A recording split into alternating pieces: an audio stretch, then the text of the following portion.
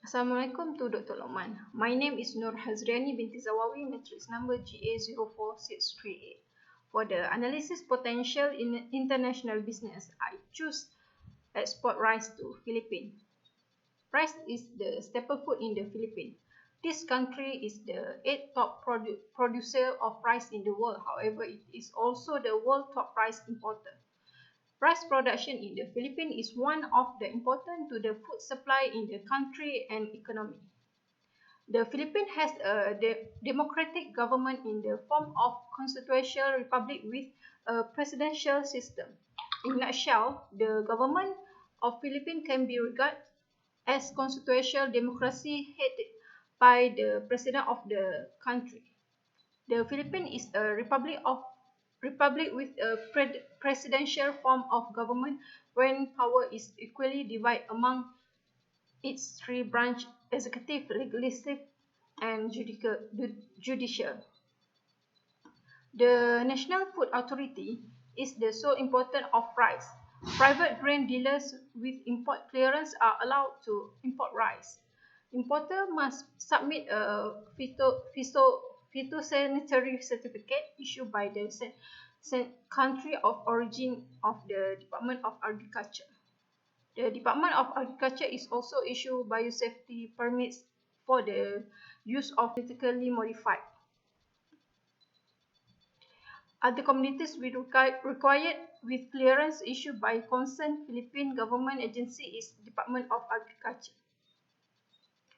The Philippines has a large labor market and strong trade connectivity. Meanwhile, there are several key risks in certain areas such as transport network and labor costs, which may pose a challenging environment.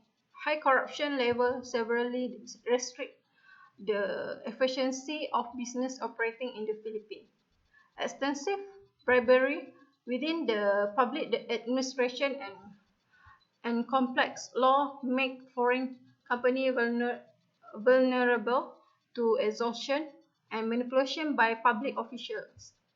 Favoritism and undue influence are widespread in the courts, leading to time-consuming and unfair dispute resolution and to an uncertain business environment. Corruption plugs the customs administration and fraud routinely occurs for companies when filing import and export documentation. Rice also remains to be the favorite product for smuggling. Rice smuggling can heavily depress the economic growth of the Philippines because it reduces government revenue, hurt domestic rice industry, and destroys supply and consumption data used as reference for sound policy making. The population of Philippines has steadily growing for many years. It is the third most populated country in the world between Mexico and Ethiopia and grow at a rate of 1.72% between 2010 and 2015. The entry provides the distribution of the population according to the age information, so is included by sex and age group as follows.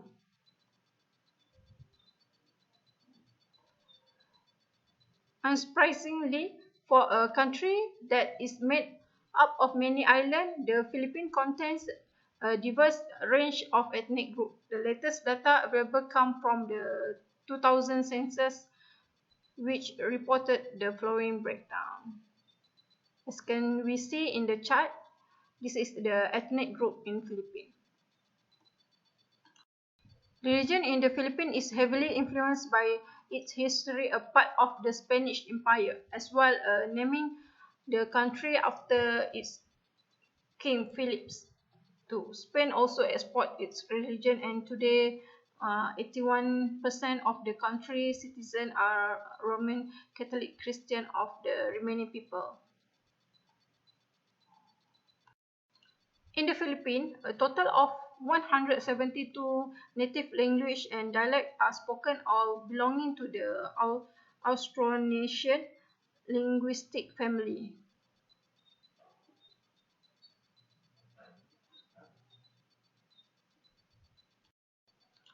For the income per capita, we can see in this graph show the Philippine per capita. Philippine primary export include semiconductor and electronic product, transport equipment, garments, copper products, petroleum product, coconut oil, and fruits. Major trading partners include Japan, China, the United States, Singapore, South Korea, the Netherlands, Hong Kong, Germany, Taiwan, and Thailand.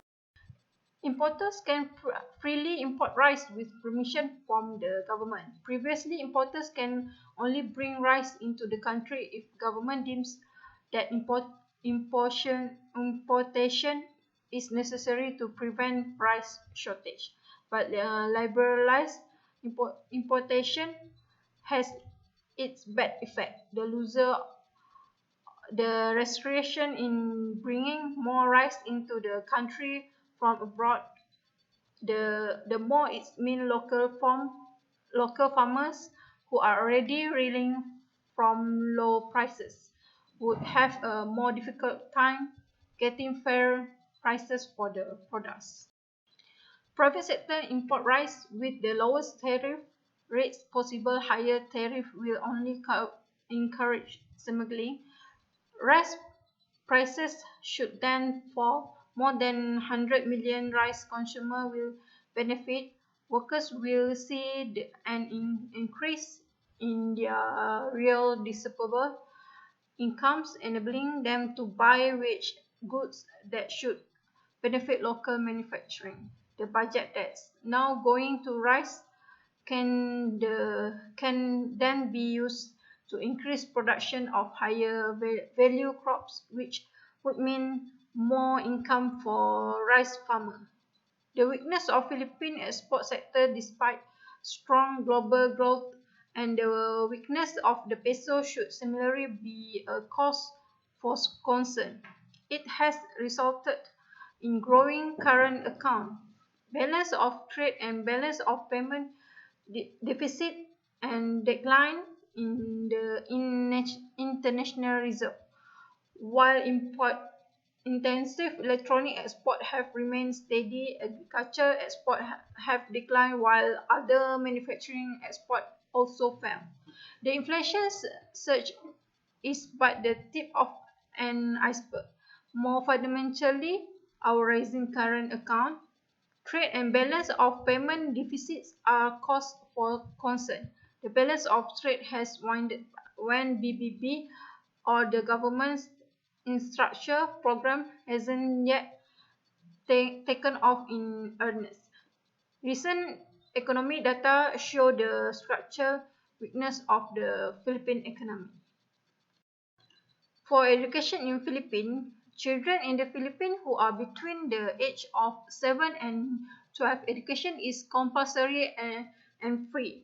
Although some families send their children to private school, most children attend public school. The Philippine educational system itself is similar to the American school system. In the schools, English is the main language of instruction, although Filipino and local dialects are sometimes used, particularly in the lower grades. The literacy rate of the adult population is about 94%. The members of Regional Economic and Trade Blocs is the Association of South Asian Nations. Asian members have established the Asian Free Trade Area. The Asian Free Trade Area is a trade bloc agreement to support local manufacturing in all Asian countries. The primary goal of AFTA is to increase Asian competitive edge as a production based in the world market. The secondary goal is to attract more foreign direct investment to Asia. For the rules and regulation, importer can apply for their MIF allocation through intercommerce based on a systematic distribution procedure as well as on a first come, first served basis.